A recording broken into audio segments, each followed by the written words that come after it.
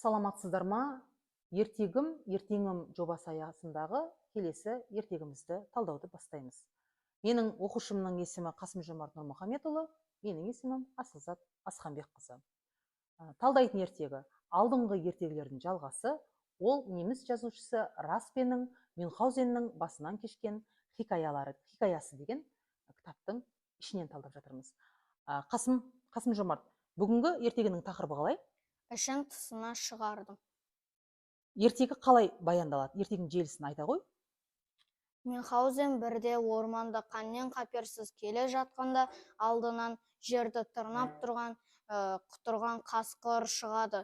Ол аузын апандай ашып, менің кеудемді тырп еткізбей ұстап алды. Кейін сәл кешіксем болды, менің өңешімнен жыртып жібермекші.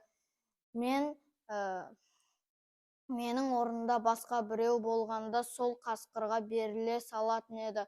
Ал мен Мюнхгаузенмін ғой, мен алдыма келген затпен күресемін, соңына дейін барамын, дейді.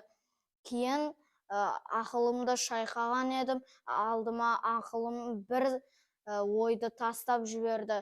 Ана күні қойдың ішегін тазалағандай қасқырдың ішіне қолымды тығып жібердім де, ішін теріс қарай айналдырып жібердім. Кейін ол өлді де қалды. Кейін оның терісінен күртеше жасап алдым. Сол күртешені көрген сайын сол оқиға есіме түседі. Осымен ертегі осылай аяқталады. Енді керемет, Мюнхгаузен осы ертегі арқылы, өзі қысқа ғана шағын ертегі арқылы бізге қандай ой жеткізгісі келіп тұр? Білектің күші жетпеген жерге ақылдың күші жетеді. Сен ақылға сенсең жеңесің, ақылға сенбесең жеңілесің. Бұл жерде тағы да сен алдыңа келген затпен күресуің керек. Қиындыққа, өмірде кездесетін қиындыққа бірден жеңіле салмау керек деп айтады, Иә. Сол ойды да насихаттап тұр. Өзі айтты ғой бағана, менің орнымда басқа біреу болса, ол бірден қасқырға беріле салады. Болды ғой, мен шамам келмейді, бірақ мен Мюнхгаузенмін дейді. Мен олай жеңіле салмаймын дейді. Бұл жерде тағы да мақал бар.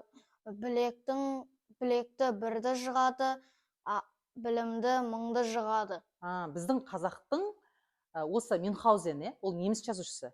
Бірақ осы жазушының жеткізгісі келген негізгі ойы біздің қазақтың білекті бірді жығар, білімді мыңды жығар деген мақалмен үндеседі, сәйкеседі деп біз солай талдадық.